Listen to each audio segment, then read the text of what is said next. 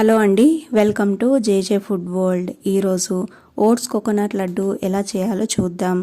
ఈ లడ్డూని అయితే చాలా సింపుల్గా చేసుకోవచ్చండి. టేస్ట్ కూడా చాలా బాగుంటుంది. ఓట్స్ కూడా మన హెల్త్కి చాలా మంచిది. బరువు తగ్గాలనుకునే వాళ్ళు ఓట్స్ని ప్రతిరోజు కూడా తీసుకోవచ్చు. ఈ లడ్డూని మనం బెల్లంతో చేసుకుంటాం కాబట్టి హెల్త్కి చాలా మంచిదండి. ఇప్పుడు దీన్ని ఎలా తయారు చేసుకోవాలో చూద్దాం. దీనికోసం ముందుగా స్టవ్ పైన ఒక గిన్నె పెట్టుకొని దీంట్లో ఒక గ్లాసు కానీ లేదంటే కప్పు కానీ కొలతగా తీసుకొని దాని నిండుగా ఓట్స్ వేసుకొని లో ఫ్లేమ్లోనే ఒక 5 నిమిషాల సేపు వేయించుకోవాలి. ఓట్స్ మాడకుండా వేయించుకోవాలి.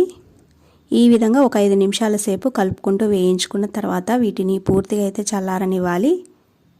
ఇవి పూర్తిగా చల్లారిన తర్వాత మిక్సీ జార్ తీసుకొని వీటిని మిక్సీ జార్లోకి వేసి మెత్తగా పౌడర్ లాగా చేసుకోవాలి. ఈ విధంగా ఓట్స్ని మెత్తగా పౌడర్ చేసుకున్న తర్వాత దీన్ని ఒక గిన్నెలోకి తీసి పెట్టుకోవాలి.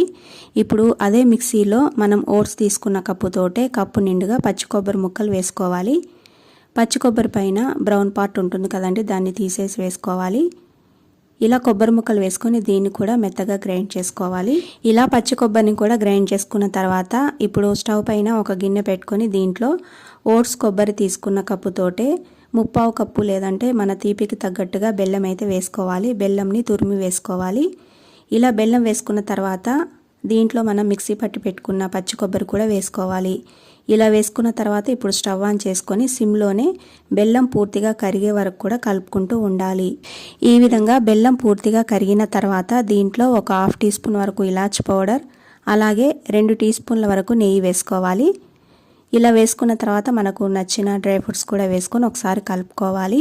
ఇలా కలిపిన తర్వాత మనం మిక్సీ పట్టి పెట్టుకున్న ఓట్స్ పౌడర్ని కూడా వేసుకోవాలి. ఓట్స్ పౌడర్ వేసుకున్న తర్వాత ఎక్కువసేపు స్టవ్ మీద పెట్టొద్దండి. గిన్నె 1 నిమిషం పాటు సిమ్లో పెట్టి బాగా కలుపుకున్న తర్వాత స్టవ్ ఆఫ్ చేసుకొని ఈ గిన్నెని అయితే పక్కకు పెట్టుకోవాలి. ఇలా పక్కకు పెట్టుకున్న తర్వాత ఒకసారి మళ్ళీ బాగా కలపాలి. కలిపిన తర్వాత దీనిని పూర్తిగా అయితే చల్లారనివ్వద్దండి. స్టవ్ నుంచి దించిన 2 నిమిషాల తర్వాత వెంటనే లడ్డు చేసుకోవాలి, లేకపోతే పొడి పొడిగా అవుతుంది. చేతి కొంచెం వేడి అవుతుంది కాబట్టి నీళ్ళు అద్దుకుంటూ లడ్డులాగా చేసుకోవాలి. లేదంటే నెయ్యిని కూడా అప్లై చేసి చేసుకోవచ్చండి. ఈ విధంగా మనకు నచ్చిన సైజులో అన్నిటినీ లడ్డూలాగా చేసి పెట్టుకోవాలి. ఇలా అన్నిటిని చేసుకున్న తర్వాత ఒక బాక్స్లో వేసి పెట్టుకుంటే 1 వారం వరకు కూడా నిల్వ ఉంటాయండి. చాలా బాగుంటాయండి లడ్డూలు. పిల్లలు కూడా చాలా ఇష్టంగా తింటారు. అంతేనండి. ఈ రెసిపీ మీకు నచ్చితే లైక్ చేసి షేర్ చేయండి. అలాగే నా ఛానల్ను సబ్స్క్రైబ్ చేసుకోండి. Thanks for watching.